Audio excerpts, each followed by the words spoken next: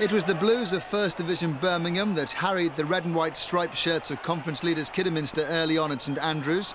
Barry Fry's side went ahead. Scott Harley's cross, Neil Harding's deflected shot. And only for important saves from Kidderminster goalkeeper Kevin Rose, the situation could have become much worse. But this was a Midlands derby. Kidderminster, hoping to be playing league football themselves next season, equalised just before half an hour had been played. Paul Bancroft's cross, Neil Cartwright's header. Into the second half, the non-league side rode their luck somewhat.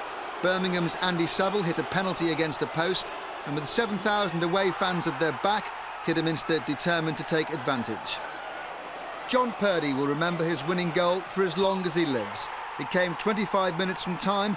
The Harriers were on their way to the fourth round for the first time in their century-old history. Purdy will never forget his incredible strike. Neither will Kidderminster manager Graham Allner, a lifelong Birmingham City fan. Let's face it, we've beaten a side 3 divisions above us, and you don't do that every day. And added to that, we're a goal down after 8 minutes, and I think at that point there'd be nobody in the ground that would give us a cat-in-house chance. We're a non-league club on this sort of stage against full-time pros, 3 divisions above us. We're going to go on and lose, but great credit to the lads. They've come back, they've stuck in there, they've done superbly well, brilliantly, and in the end we rode our luck at times. In the end, I think we probably just about deserved it. Another conference side, Bromsgrove, met First Division Barnsley, and giant killing was in every reporter's notebook. Mark Criss put the non-league club ahead after 33 minutes. Bromsgrove still led 2 minutes from time. Maybe they were wondering what colour the club's suits were going to be for round 4 when Andy Rammell made it 1-1. Oh well, a replay in Yorkshire would bring in much-needed revenue. Bromsgrove would have been thankful for that small mercy when Owen Archdeacon blew them away with a last-minute winner. "I thought we were the luckiest team in the world today," said Barnsley manager Viv Anderson afterwards. For Deodora league side Sutton United, the FA Cup must have seemed a million miles away after 10 minutes in Meadow Lane. The black and white stripes of First Division Notts County went ahead through Mark Draper after 78 seconds. 1-0 became 2-0 after 10 minutes.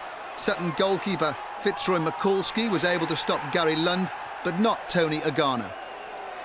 A minute later, a challenge by County's Michael Johnson on Simon Quayle drew an aggressive response from the Sutton player. The camera did catch Quayle's reaction on the left of your screen, but not the retaliation that followed from the Notts County player. Referee Kieran Barrett, last year's Cup final referee, saw the whole episode. Red cards for both players. 30 minutes to go, Sutton were going nowhere. That's when Paul Barraclough started to sort out the situation, 2-1. And 10 minutes later, Sutton were level. Memories of that historic win over Coventry came flooding back when Steve Smart put them level. But no repeat giant killing this time. A winning goal was hotly disputed by Sutton, but it was credited to Paul Devlin, and Notts County are through. Well done Sutton though, a brave comeback. And the fourth of the non-league clubs playing in today's third round were conference side Bath City. In light blue, they were up against it away at First Division Stoke City, and on the end of a barrage, all shots off target though. Bath defiantly held Stoke at bay. They celebrated at the end of 90 minutes. They're confident about a replay a week on Tuesday. Well done, Bath. Rovers, riding high in second place in the Premiership, are fourth favourites for the Cup, and deservedly so after some excellent recent form, which includes 6 successive home wins. Few would have bet against a 7th once Alan Shearer had crashed in his 21st goal of the season in the 21st minute. But Portsmouth's recent Cup pedigree isn't to be sniffed at, and they drew level 3 minutes into the second half. Alan McLaughlin rounding Tim Flowers to confidently make it 1-1. Blackburn battled for more than 20 minutes to regain the initiative. Shearer began the move, Stuart Ripley crossed, and Kevin Gallagher made the sweetest of connections to restore their lead. But Portsmouth showed the spirit which took them to within a penalty shootout of the final 2 seasons ago. McLaughlin again displayed great poise to slot home his second with only 8 minutes left. Hopes of a replay were short-lived though, Graham Lassau's corner eventually falling to the trusty right boot of Tim Sherwood. A final Rovers punch to put paid to their First Division visitors. But their celebrations were premature. With only 20 seconds remaining, Ray Daniels' free kick and an assist from Kit Simons, opening the way for a hat-trick to remember from McLaughlin. The replays on Tuesday week. Barnet's decision to switch this home tie to Stamford Bridge had surely ended any hope of an upset. Not so. Kelly Haag's header was one of several decent efforts from the 1,000-to-1 outsiders, currently bottom of Division 2. For Chelsea, this effort from Neil Shipley, saved by Barnet player-manager Gary Phillips, was about as good as it got for them. And Phillips will have Ray Clements and his managerial partner from tomorrow. Barnet are looking forward to the replay, but not the winding-up order they face in the High Court on Monday, where they need to find £1 million. A great result today, though.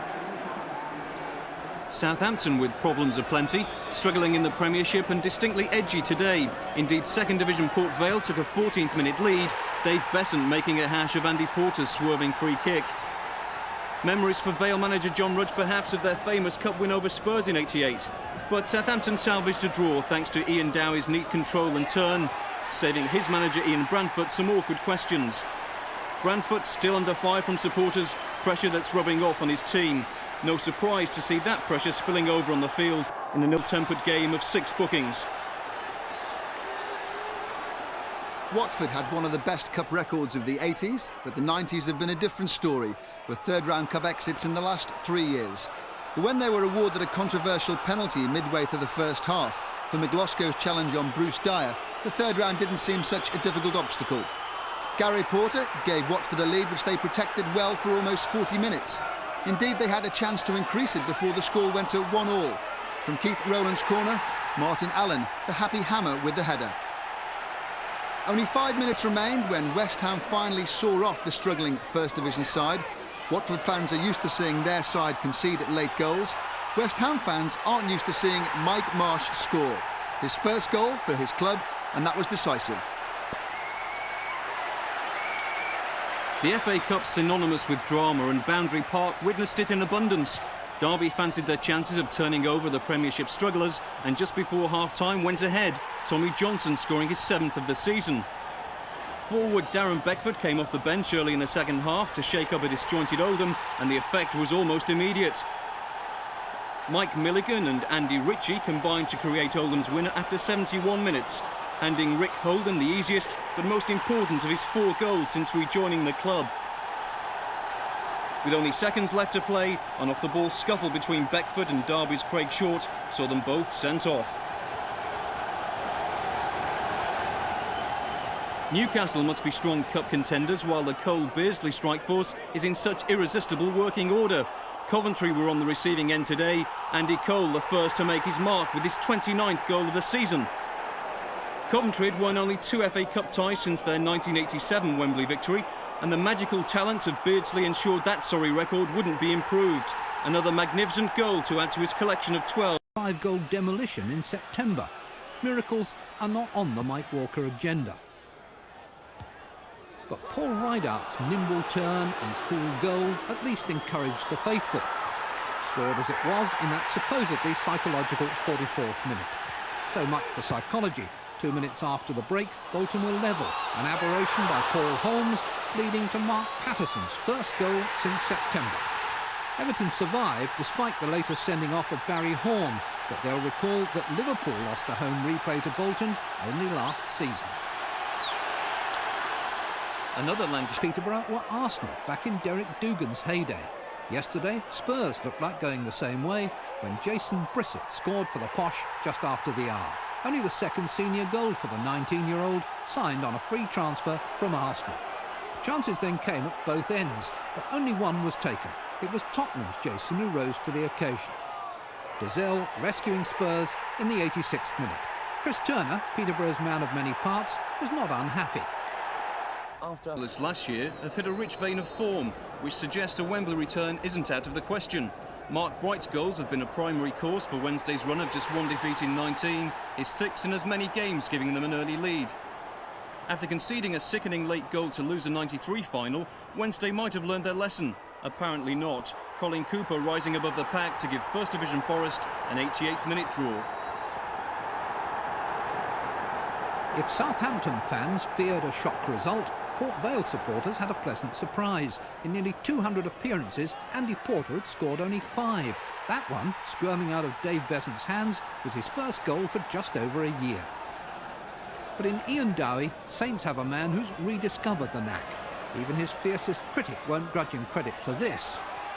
His 3rd goal in 4 games. But the replay won't be a pushover. It's a gross knock from a player more accustomed to finding the net. Dean Holdsworth saw off the 3rd Division challenge of Scunthorpe, his first goal after 11 minutes created by Gary Elkin's vision and taken with the confidence of a forward on song. Scunthorpe's hopes of snatching anything from this tie evaporated deep into first half injury time with another accomplished finish from Holdsworth. The treble came when John Fashionu's short escape Mark Samways, Holdsworth's 8th goal in 8 games, the 3rd hat-trick of 3rd round day.